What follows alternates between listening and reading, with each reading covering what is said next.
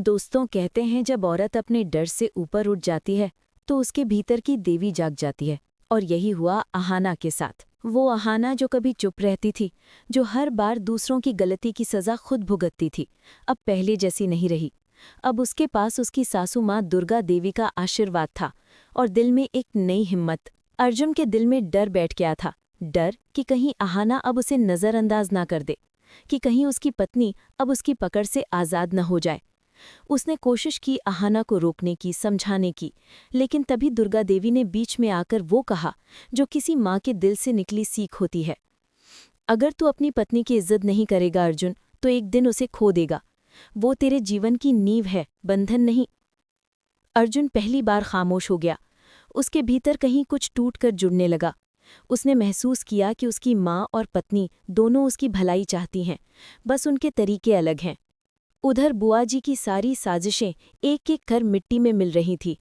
जिस गुंडे को उन्होंने पूजा के दिन अहाना को बदनाम करने भेजा था, उसे मौका ही नहीं मिला। अर्जुन और दुर्गा देवी दोनों पहरेदार बन गए थे, एक बहू के इर्द गिर्द ऐसे खड़े जैसे माँ दुर्गा अपने भक्त की रक्षा करती हैं। बुआ जी दूर खड़ी देखती रहीं, आंखों में जलन, दिल में हार का डर। लेकिन जैसे जैसे माँ की आरती के स्वर घर में गूंजे, वैसे वैसे बुराई के सारे साए मिटते गए। पूजा खत्म हुई तो घर में जैसे एक नई शुरुआत हुई। दीवारें गवाह बनी उस रिश्ते की मजबूती की जो पहले गलत फहमियों से टूटा था, अब प्यार और विश्वास से जुड़ चुका था। अहाना ने ठान लिया था कि अब वो सिर्फ माँ या बहू नहीं, बल्कि खुद के सपनों की मालिक बनेगी। अर्जुन भी धीरे धीरे बदलने लगा था, लेकिन उसके दिल की गहराई में अब भी एक पुरानी सोच दबे पांव जिंदा थी कि औरत को सीमाओं में रहना चाहिए। लेकिन किस्मत को कुछ और ही मंजूर था। माँ दुर्गा के विसर्जन का दिन आया। घर में खुशियों की लहर थी। हर कोई माँ की पूजा में डूबा हुआ था। फूलों की खुशबू, ढोल की थाप और आरती के गीतों के बीच अहाना सबके लिए काम कर रही थी। थकी हुई थी, मगर चेहरे पर सुकून था। तभी उसे चक्कर आया। पहले उसने सोचा शायद थकान है, लेकिन कुछ ही देर में हालत बिगड़ने लगी। दुर्गा देवी ने उसे तुरंत कमरे में भेजा, और वहीं अहाना ने चुपचाप वो किया जिससे उसकी पूरी दुनिया बदलने वाली थी, एक प्रेगनेंसी टेस्ट। और जब रिपोर्ट पॉजिटिव आई तो उसकी आंखों से खुशी के आंसू बह निकले। वो पल उसके लिए किसी वरदान से कम नहीं था। उसने दौड़कर माँ दुर्गा के पैर छुए। माँ, आप दादी बनने वाली हैं। ये सुनते ही दुर्गा देवी की आंखें भर आई। उन्होंने अहाना को गले लगाया और कहा, तूने तो आज मेरी जिंदगी की सबसे बड़ी खुशी दे दी बहू। अब ये घर सच में पूर्ण हो गया। पूरे घर में मानो खुशियों की बरसात हो गई। हर कोई मुस्कुरा रहा था, बधाइयां दे रहा था। अर्जुन भी खुश था, लेकिन उसके मन में एक अलग खेल चल रहा था। उसे लगा अब अहाना माँ बन जाएगी तो घर और बच्चे में उलझ जाएगी और उसके फैसले उसके हाथ में होंगे। लेकिन वो नहीं जानता था कि एक औरत जब माँ बनती है तो कमज़ोर नहीं और भी मजबूत हो जाती है। अहाना के लिए ये बच्चा कोई जिम्मेदारी नहीं, बल्कि एक नई उड़ान का नाम था। वो चाहती थी अपने बच्चे को ऐसी दुनिया दे जहाँ इज्जत और प्यार की कीमत समझी जाए। लेकिन उधर बुआ जी फिर जल उठी।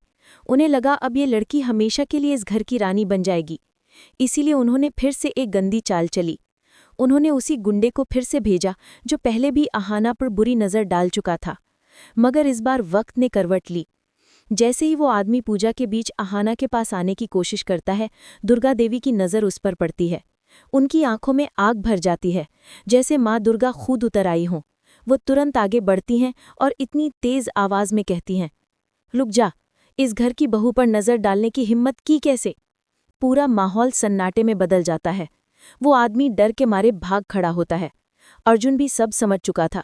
उसे अपनी माँ और पत्नी दोनों पर गर्व हो रहा था। और वहीं बुआ जी अपनी हार की राख में जल रही थी। पूजा के अंत में अहाना ने माँ दुर्गा की आरती करते हुए कहा, माँ, आपने मुझे जो सुख दिया है मैं सदा आभारी रहूंगी। बस मेरा बच्चा और मेरा परिवार हमेशा खुश रहे। उसके शब्दों में वो शांति थी जो केवल सच जीतने के बाद मिलती है। दोस्तों, ये कहानी सिर्फ अहाना की नहीं, हर उस औरत की है जो गलतियों, ताने और तकलीफों के बीच भी अपने दिल की आवाज़ नहीं दबाती। जब कोई औरत अपने आत्मसम्मान की रक्षा करती है तो वो अकेली नहीं होती, माँ दुर्गा उसके साथ होती है। और यही इस कहानी का संदेश है। इज्जत वही सबसे बड़ी पूजा है और सच्ची शक्ति उसी में बसती है जो अपने सच के लिए खड़ी रहती है।